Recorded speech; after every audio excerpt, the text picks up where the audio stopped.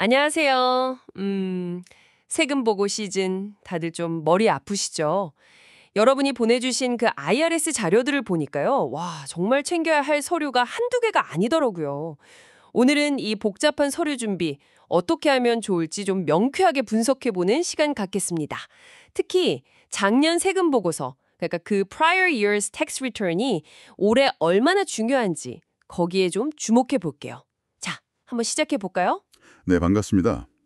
이게 사실 세금 보고서 서류 준비라는 게요. 그냥 목록 체크하는 것 이상이거든요. 아, 그런가요? 네.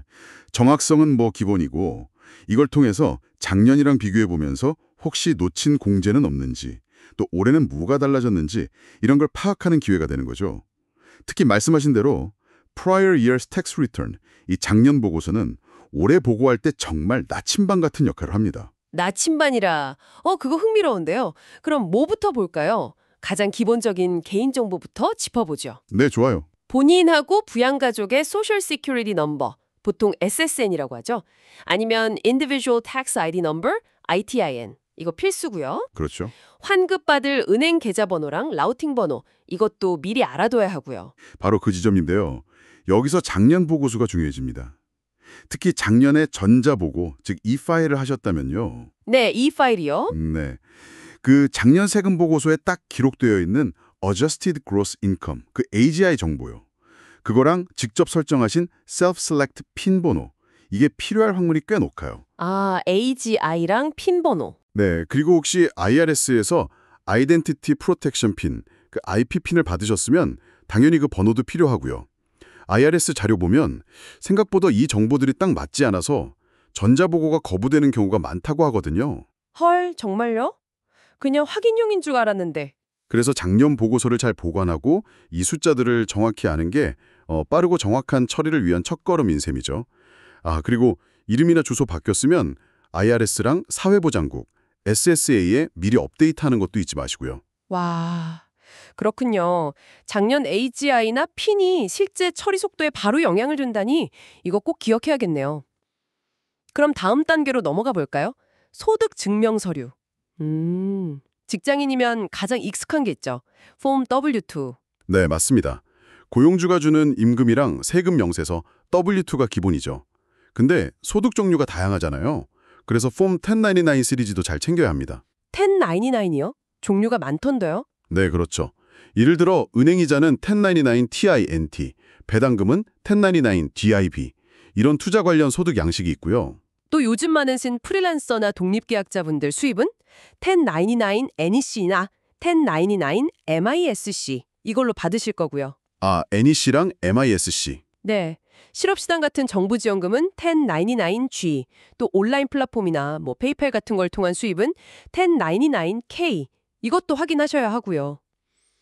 이렇게 다양한 이유가 그 IRS다 각기 다른 소득 요형을 정확하게 추적하려고 하는 거거든요. 그래서 모든 소득을 빠짐없이 보고하는 게 중요합니다. 와, 정말 종류가 많네요. 소득 증명도 중요하지만 또 세금을 합법적으로 줄이는 것도 중요하잖아요. 여기서 이제 세액공제랑 소득공제가 나오는데 네, 크레딧하고 디덕션즈 말씀이시죠. 1달러 크레딧은 세금 1달러를 줄여주는 효과가 있어요. 반면에 디덕션즈, 소득공제는 세금을 계산하는 기준금액, 즉 과세소득 자체를 낮춰주는 방식입니다. 아하, 기준 금액을 낮춘다. 그렇죠. 그래서 실제 절세 효과는 본인의 세율 구간에 따라 좀 달라지고요. 예를 들면 자녀 세액공제는 크레딧이고 학자금 대출 이자 공제는 디덕션에 해당해요. 와, 설명 감사합니다. 명쾌하네요.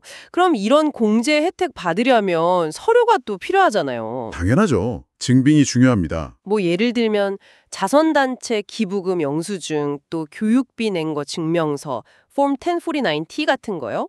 주택 관련해서는 모기지 이자나 재산세 낸 내역, 폼 1098 같은 거. 이건 항목별 공제할 때 필요하겠네요. 네, 맞습니다.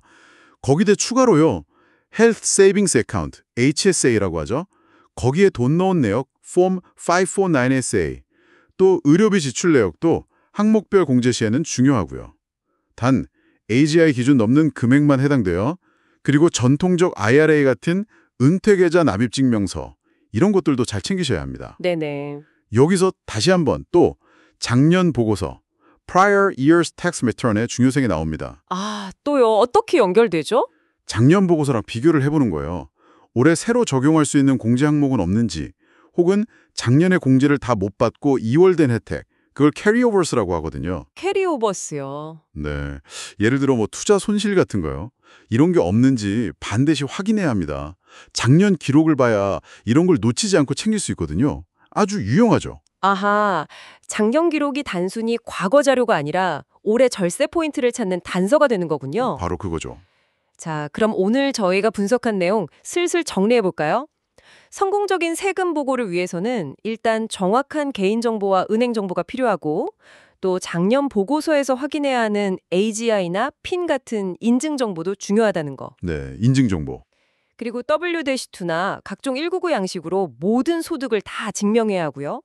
세금을 줄이려면 세공제, 크레디트와 소득공제, 디덕션스 관련 증빙 서류를 꼼꼼히 챙겨야 한다. 이걸 확인했습니다. 그렇죠. 특히 이 모든 과정에서 그 prior year's tax return, 작년 세금 보고서가 비교하고 확인하고 또 carryovers 같은 2월 혜택 점검에 핵심 역할을 한다는 점. 결국 이게 다 무슨 의미일까요, 여러분? 세금 보고라는 게 그냥 올해 서류만 딱 챙기는 게 아니고 뭐랄까 과거 기록하고의 연속성 속에서 이루어지는 과정이다. 이런 뜻이겠죠? 정확합니다. 딱 맞는 말씀이세요. 그럼 여기서 한 걸음 더 나아가서 이런 질문을 스스로에게 던져볼 수 있겠습니다. 여러분, 정년 세금 보고서랑 비교했을 때 올해 특별히 달라진 점이 있으신가요? 혹시 놓치고 있는 소득이나 공제 항목은 없으신지? 생각해볼 문제네요. 네. 그리고 더 중요하게는 그럼 내년 세금 보고를 좀 더 수월하게 하려면 지금부터 뭘 할 수 있을까? 이걸 고민해 보는 거죠.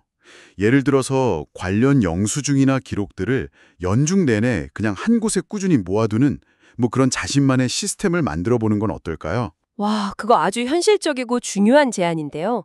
미리미리 준비하는 습관, 좋습니다. 오늘 저희의 분석이 여러분의 세금 보고 준비 여정에 좀 든든한 가이드가 되었기를 바랍니다. 네, 도움이 되셨으면 좋겠습니다. 다음 시간에도 여러분의 지적 호기심을 확 자극할 그런 흥미로운 주제로 다시 찾아뵙겠습니다.